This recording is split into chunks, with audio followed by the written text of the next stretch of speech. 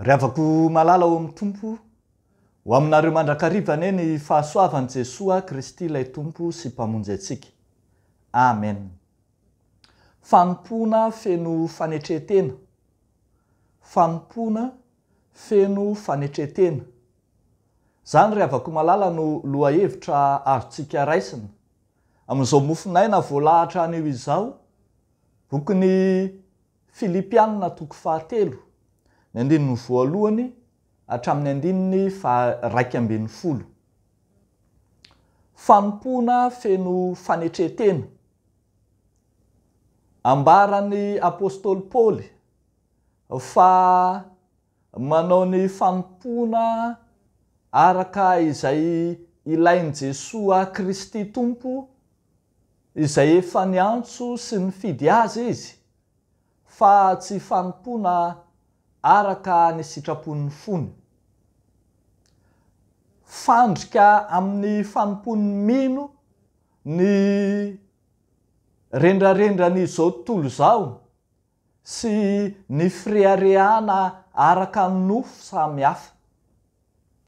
Raha ny momban'izany dia afaka mifaninana tsara ny apôstôly Paoly, manana izay nolazainy fa azony ireharehana, manana lanja na valeur maro samihafa araka ny nofo ny apôstôly Paoly. Misy ny valeur ara-drazana, ny firazanany avy amin'ny fokony Israely, avy amin'ny fireneny Benjamina.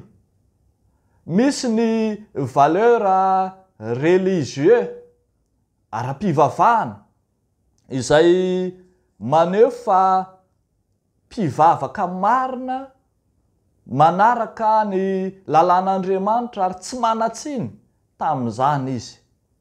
Misy ny valeur juridique, izay hitantsika eto fa mpahay lalàna izy, fariseo, tao amin'ny antokony fariseo. Tsy olon'olom-pona arak'izany. Ny apôstôly Paoly izay mitory ny filazany tsara, saingy manoloana ireo fandrika maro samihafa izay mety mandavo, mety heverina fa maka fanahy, dia tsy maintsy mihetry manasongadina ny fanetretena ny mpino, ka manafona ny tena mba ho tonga hanan-danja ao amin'ny Kristy. Ny hoe manetri-tena dia ilay hoe manafona ny tena, dia nilazan'ny apôstôly Paoly azy dia ny hoe manjary tonga faty antoka, tonga trosa ny tenany, tonga manatrosa ny tenany. Reto ary moa dia lazainy mihitsy fa eo amin'ny andininy 9 fa zany ny aretako ny zavatra rehetra ozy ka ataoko taimboraka ireny zavatra ireny. Ny hoe taimboraka dia ny andikan'ny dikateny fototra azy dia hoe atao toy ny hany kely atsipy eo anoloan'ny alika na ny amboa, toy ny hanin'amboa, ary ohatra ny filaza azy aza atao toy ny fako mihitsy. Ireny heverina fa maha olombelona rendrarendra eo anivon'ny fiarahamonina ireny. Ny fandeferanao eo anatrehan'ireny rehetra ireny no ahazahoanao misandratra sy mahatakatra ny finoana marina, ka tonga miombona amin'ny Kristy sy ny fijaliana. Izay reharehan'ny mpino amin'ny fanompona an'Andriamanitra dia izay fiombonany amin'ny fijaliany Kristy, araka ny andininy 10 hoe eny mba ho fantatro izy sy ny herin'ny fitsanganany amin'ny maty ary ny fiombonana tamin'ny fijaliana ka mitoviana endrika amin'ny fahafatesana. Riavako malala amin'ny tompo, zava-dehibe eo anatrehan'ny fanompoana an'Andriamanitra ny fanafoanana ny tena mba ahafahana mameno ny banga amin'ny alalan'i Jesosy Kristy. Foananao ny maha izy azy ny tenanao dia fenoana any fahasoavan'i Kristy, ary io no mampalehibe sy ahafitahanao ny fanompoana izay nankin'ny tompo taminao.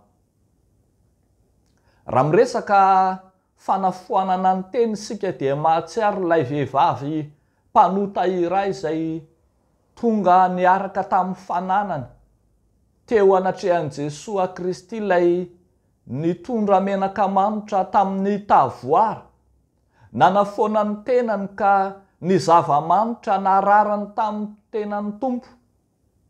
Ny volony, ny lohany no namafany izany, ary tsy nitsahatra nanoroka ny tongotry ny tompo izy.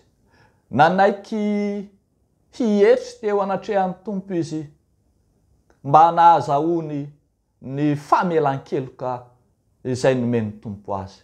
Dia hoy Jesosy taminy, voavela ny elony be fa be fitiavana izy, fa izay voavela tamin'ny kely dia kely fitiavana. Riavako malala ao amin'ny tompo.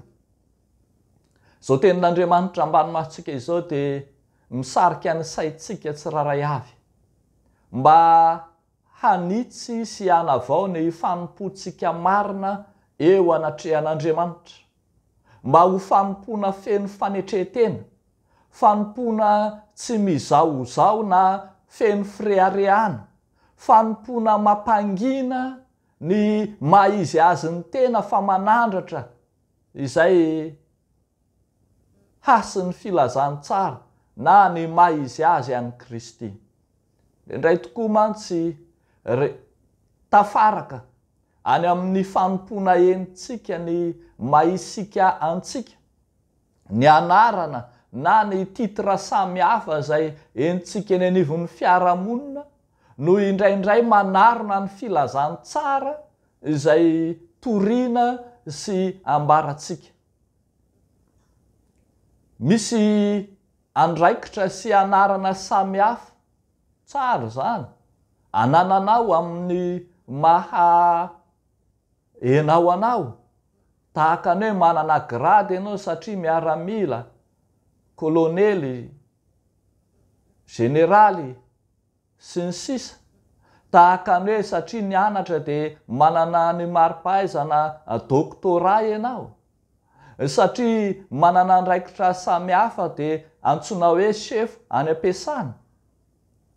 Fa rehefa tonga amin'ny fanompoana an'Andriamanitra kosa isika, na inona andraikitra sy anarana ary titra ananantsika dia aoka hietry isika, ka ny mahampanompo ny Kristy no ho zava-dehibe mihoatra noho izany rehetra izany. Tsy ho very izay tsy anananao amin'izany andraikitra izany ianao, fa ny fotom-pisainana entina manompo an'Andriamanitra mihitsy no tokony hoeverintsika, ka tsy hahatonga antsika hialangalana eo anatrehan'ny raharaha samy hafa izay miandry, satria olona manana haja ianao, satria olona manana andraikitra ambony ianao, dia mieritreritra fa tsy afaka hifanosona miaraka amin'ny vahoaka an'Andriamanitra amin'ny fanompoana rehetra.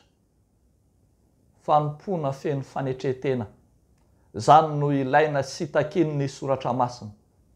Tahaka ny Jesosy Kristy, ilay tsy nanao zava-dehibe ny ainy, fa nanaiky ho tonga tetỳ amin'izao tontolo izao, nanaiky ho mpanompo aza, eny dia ny fahafatesana tamin'ny hazo fijaliana.